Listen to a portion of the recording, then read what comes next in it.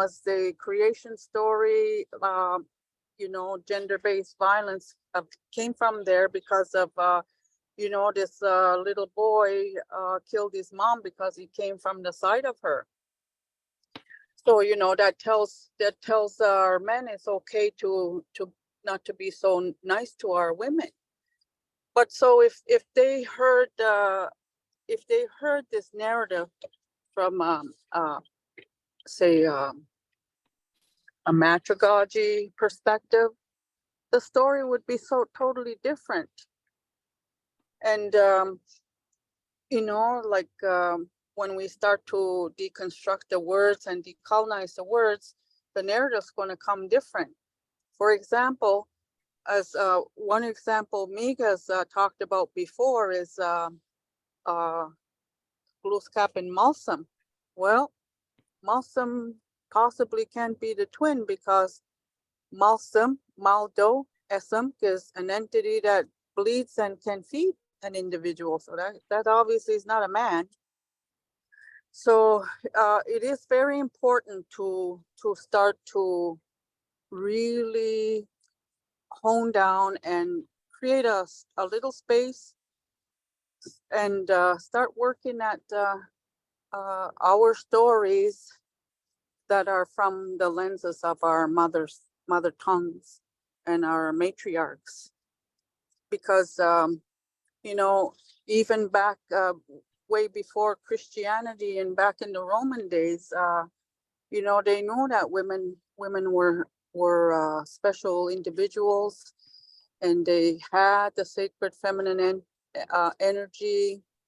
But because men them times feared our women, so they gaslight them, you see, and make us look bad and stuff.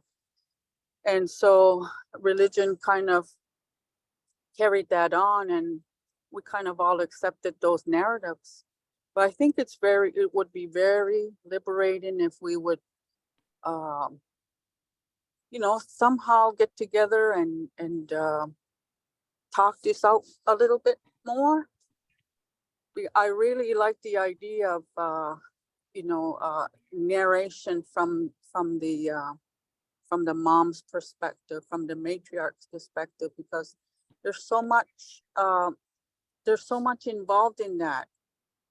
I just recently did a publication, a video for Francophone in New Brunswick, and it was, our sacred covenant to Creator, right? As we understand.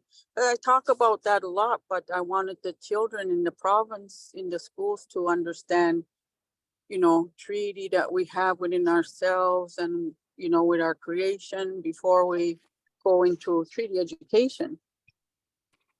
So storytelling is very important because it's another reason is storytelling now gives us an opportunity to teach the world and other nations about our truth, because a lot of our truth has been hidden, suppressed.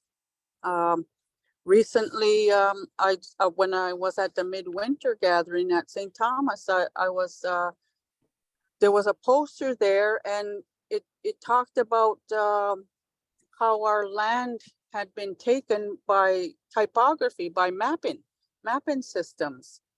And I thought, wow, what a wonderful way to, to show a story is by maps. I never thought of it that way. So that's another area of storytelling. But for leadership as our people, I think we're doing it through these change labs and having a lot of great discussions and information sharing. And I see this evolving into some really good storytelling, whether it's by book or by audio. It's going to be awesome. Namsadedok.